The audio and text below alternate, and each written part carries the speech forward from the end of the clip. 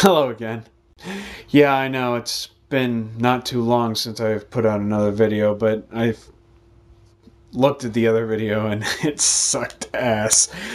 Uh, so I'm going to be trying to do another one at least a little bit better. I think that I'll just start off with how I descended into darkness, as you would say. Well, I guess, as you would say, I was born in Indianapolis, Indiana. And I lived my life pretty decently. I mean, it was, I kind of grew up Catholic. That was usually the thing for me. I don't know whether or not it was my grandparents kind of that, led to that kind of belief, led to me to go that way, or just my decision, the decision of my parents. But anyway, over time, I grew up pretty much contemplating religion and contemplating the concepts therein. And it was kind of a struggle, dealing with knowing that certain people are not bad, they're not terrible, and trying to deal with, having to believe that they're going to go to hell for certain things, It was a really big struggle to deal with that. But I did, and I think that I was a Catholic for a while until I left high school. Then, once I left high school,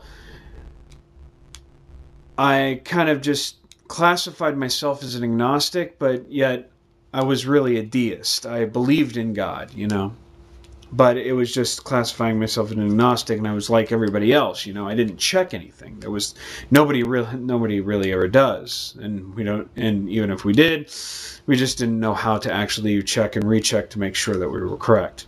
At least I did none of that. But I did not start questioning God and the concepts of religion until I found out that my brother had become a fundamentalist. And telling me that he took the Bible literally. That kind of pretty much put a really huge question mark on my religion. Or at least, my deism, I should say. Because I could not understand how, he was. And I was really brutish when I was coming to this because I just really couldn't understand why. And I tried to understand, but I just couldn't. Anyway, over time, I started, challenging my belief by asking other particular type of people's beliefs. And during a time, I had met, fundamentalists. I have actually met more fundamentalists than I anticipated. But there was a lot of them. And I had them, met them at work. And every time we would go out and after work and just talk on, at the table. But I was actually more of an observer. I didn't do any particular kind of, debating or anything like that. I was just observing outside of it, looking at what they were doing and such. And, well, anyway, most of them were really, when I looked at it, they weren't really taking the Bible literally. None of them were. Some were taking some things literal and then other things metaphorical, or they were taking things metaphorical, but they would call it literal, and then they would say, and then they would have different particular kind of debates on disagreements on what they would believe and how they would believe it with their own personal concepts of Jesus and all that kind of stuff. The only things that were ever similar were just their convictions of wanting to believe it. That kind of put a really big damper to realize that they didn't really take the Bible literally. They were just kind of deluding themselves to believe that they were. And then I really found out that all religions were doing this. Because these particular kind of apologetics that they were bringing out, I suddenly realized that I was giving the same kind of effort toward my apologetics, but they were inner apologetics. They weren't like outer apologetics like these fundamentalists were doing. And that really made a huge, big question upon my own religion. That it just like was going, what the hell? I couldn't really know anything, you know? So, I briefly had become kind of a little bit of an agnostic, kind of perusing my faith back in, Catholicism and such. But it was just hard for me to really accept God, but yet I believed that I had to continuously. Until a friend who was an atheist told me one thing, because what was really holding me back was death. That was the big, huge kicker right there, of everybody.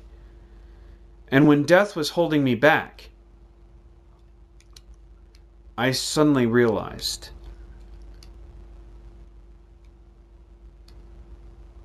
something after he said this statement, where he was describing how he would die. He's like, I would just die. I deal with it. We deal with what we have to deal with today, now, what we deal with in this life. And then when we die, people just remember us.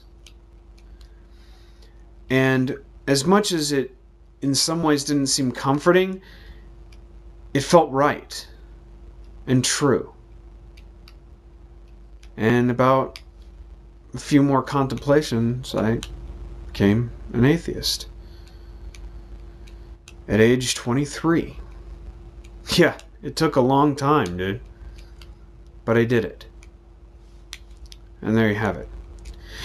Anyway, as I wanted to say, why I'm doing these kind of videos is because I want to express my particular kind of opinions about my atheism, and of course about certain other things. Just that. And I'd like to actually thank Thunderfoot and definitely Aaron Ra. Aaron Ra is pretty much the best person I have ever seen on YouTube. And I just like to give a really huge shout out to him. He is just so superb.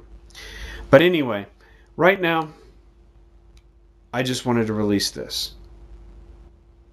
And hopefully my videos get better. Thank you for your time. See ya.